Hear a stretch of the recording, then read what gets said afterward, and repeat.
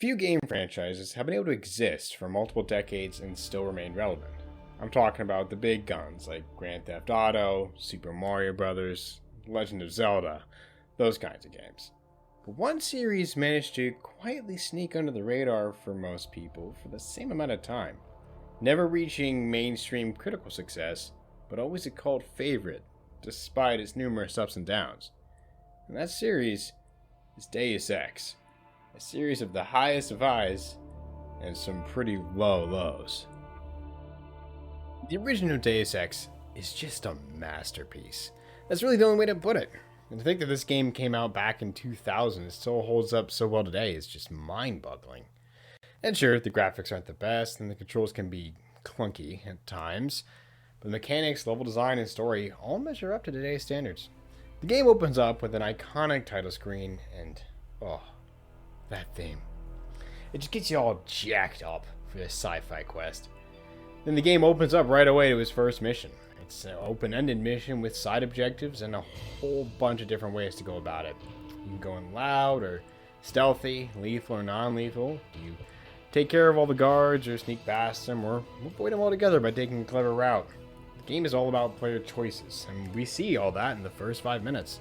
And this theme of choices continues throughout the entire game and really the whole series, with entire bosses being completely bypassed depending on the choices you make in earlier levels. And it's not always big stuff the game tracks either. A character will call you out in conversation if you went in the women's bathroom prior. So everything matters, every little choice is important, and you're making them constantly. And that's really the charm of this game and why it's so stunning.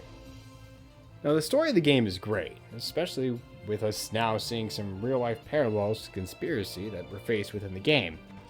It's an enthralling tale of secrecy, sabotage, and espionage and player decisions.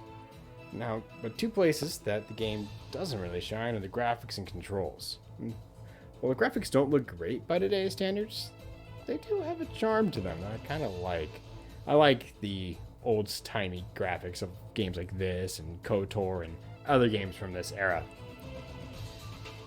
And for the controls, well, they're clunky. Not as bad as they could have been for a 2000s era PC game, but they're still pretty rough to go back to and use today. All in all, however, it's a phenomenal game. If you get the chance, give it a shot. It holds up really well. Deus Ex Invisible War is weird.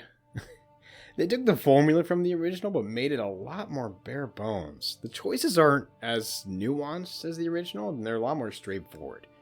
On any given level, you just pick Faction A, Faction B, or Faction C, and just do their version of the quest. And that streamlining is kind of the running theme throughout the whole game. From simplifying the augmentation system into simple upgrades instead of something you have to find, and even changing the ammo so that every single gun uses the exact same ammo pool. And it's just filled with odd choices like that. Choices that made the game, honestly, painfully easy. Once you upgrade invisibility and robot invisibility all the way, you can just casually stroll past every single enemy in the game. And since enemy is shared through all your guns, there's nothing to stop you from using an overpowered suppressed sniper rifle and one-tapping any poor fool you feel like putting down. Now, graphics-wise, it doesn't look great. I mean, it looks like an early-era PS2 or Xbox game. Well, that's because that's exactly what it was. But it lacks the simplistic charm that the original had. Overall, it just feels like a dumbed-down version of the original. And while it's still decently fun, I don't think I'm ever going to come back to play this one specifically when I have much better options in the series. Then this series went on hiatus for a long time, before finally being revived by Square Enix, entering us into what I like to call the golden era. Not necessarily because of the quality of the games, but more because of their color palette. Kicking it off, though, is Deus Ex Human Revolution, a game that had very high expectations, and somehow exceeded them. The theme of player choice continues into this game, and while there are less story decisions here than Invisible War, the game makes up for it with gameplay decisions. Of course, there's the options of stealth or assault, lethal or non-lethal, There's also the option of AUGs. Augmentations play a bigger role here than ever before. Things like high jump or heavy lifting opens paths that were otherwise unavailable. And every single mission has multiple ways to complete it, and multiple paths you can use, and multiple outcomes to it. And this is the core of Deus Ex Human Revolution. It's your game to play how you want to, and it lets you know that every step of the way. It successfully built off the gameplay philosophy and themes that the first two established, while updating the mechanics to fit with the game made in the 2010s. Shooting feels better, cover system works well, and the RPG elements from the first games have been done away with in favor of adding things like shooting accuracy to your augmentation upgrades. The whole package just feels like a more modern version of the original. And while it does strip away some more of the D&D-like RPG elements from the first game, it greatly enhanced the dialogue, making dialogue choices more meaningful, and adding a new form of boss battle that's fought exclusively with words, with a wide variety of outcomes for how well you perform. The real highlight of the game comes not with its main missions, though, but with its side quests. Quest givers are just random people out in the open world, and are pretty easy to miss at times. But incredible level design somehow directs the players to these special NPCs, and makes it feel like you just happen to stumble upon them. It works phenomenally well and is very satisfying. The combat is tight, stealth is rewarding, dialogue makes you think, and the story is captivating. Human Revolution is a game that lives up to the very, very high bar that the original set. Then comes Deus Ex: The Fall. And contrary to popular belief, I actually don't think it's the worst game in the series. I mean, it's clearly a mobile game made to tie in with the other Deus Ex games.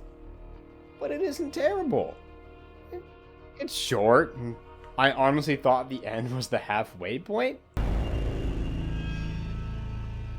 What?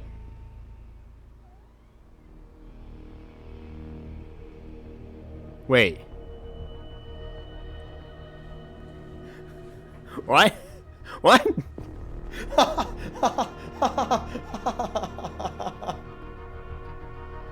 I thought that was the halfway point. That's the end? What? But it's still really fun.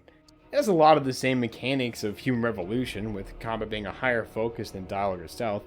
However, what short amount I played, it just felt like a watered down version of that game. It was short, it was enjoyable. I just wish there was more to it.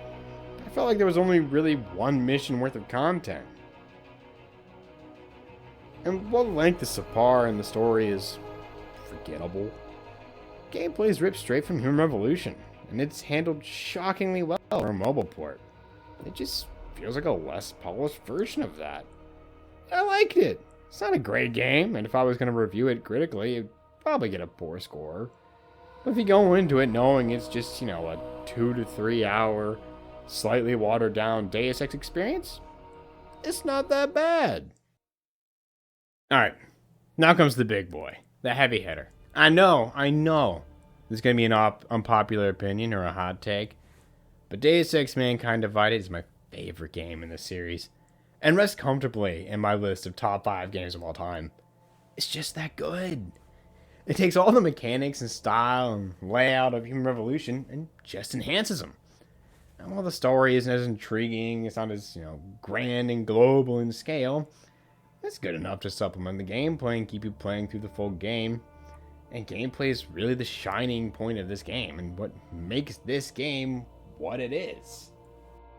It takes all the gameplay elements and design decisions from Human Revolution and polishes and enhances them. Every single mission has multiple ways you can complete it, and most missions have multiple ways to even start them. Because of this, the game has an insane amount of replay value. Whenever I go back and play this game, I always play it at least twice in a row, back to back, with completely different playstyles, and have a totally different experience every time. From a stealth build, to a combat-focused build, to Predator, to hacking, and even a crafting build, which I found to be the most hilariously overpowered build I've done yet. Seriously, if you've never done it, start a new game and invest all of your points into crafting. Break down every item you can find. Who needs to hack when you can just make multi-tools? who cares about energy usage when you have unlimited biocells at your disposal? It's just so stupid. It's so much fun. And from weapon customization to AUG customization, the choices you have on how you want to play the game are immense. And the open world of Prague takes full advantage of that freedom of choice. I could spend half an hour gushing about just how great Prague is as a hub world. But I'm going to try and keep this quick because the video is already running pretty long. The short of it is, Prague is the single best hub world I've ever seen in a video game. Ever. It's so dense that I've played the game at least 6 times that I can think of off the top of my head. Probably more. And still, every single time I play, I find something new. Be it a new apartment I can get into, or a whole new friggin' side quest I never knew about. Or just a new area I've never experienced before. It's ridiculously dense with content and places to explore, and always rewards the player for taking the time to explore it. The side quests are found naturally, just like in the last game, although some are a touch more obscure than others. And the world evolves and changes as you play the game, from a daytime area with little to no danger, to a full-on police state where everyone wants to kill you. And the city changes states just frequently enough to keep the world from ever feeling stale. It feels very handcrafted, as if every poster and NPC was carefully placed. Every apartment you can break into tells a small story that you can piece together. It's just a masterpiece. If you want to hear more about it, check out Game Maker's Toolkit's video on the subject. There's going to be a link for it down in the description. Now, like I said earlier, the story here, not the greatest. It's not earth-shattering. It feels very much like a part 2 of a trilogy that we never saw the part 3 of, with the ending coming fairly abruptly and leaving some hanging story threads that are never fully resolved. But that isn't enough to tarnish this great game. The individual missions are so well designed that the lackluster overarching narrative doesn't really detract. The minute-to-minute gameplay is enough to hold your attention as you work your way through them. And the missions and side quests also feature a number of narrative decisions that you can make that have real impacts later on in the game. For example, choosing to call one companion over the other might cause an alarm to go off later in the level. There's a ton of examples like this, and it really drives home the main themes of this game and the entire series. Decisions matter, both in terms of gameplay and narrative. And that's it! That's where we sit with Deus Ex today. It's currently on indefinite hiatus, and no one knows if it'll ever return. Personally, I hope we get to see the conclusion of Adam Jensen's story with another entry in the series. But if this is all we have, well, it's a pretty spectacular lineup. Sure, some of the games are, subpar, but when Deus Ex is good, oh, it's damn near untouchable. Hey, so things have changed in the, year it took me to actually edit this video. Turns out, Eidos Montreal, the people who make Deus Ex, has been bought by the Embracer Group, which is great because it means that this hiatus might not be indefinite after all. We're gonna have to wait and see, but I'm hopeful we'll see more Deus Ex sooner rather than later.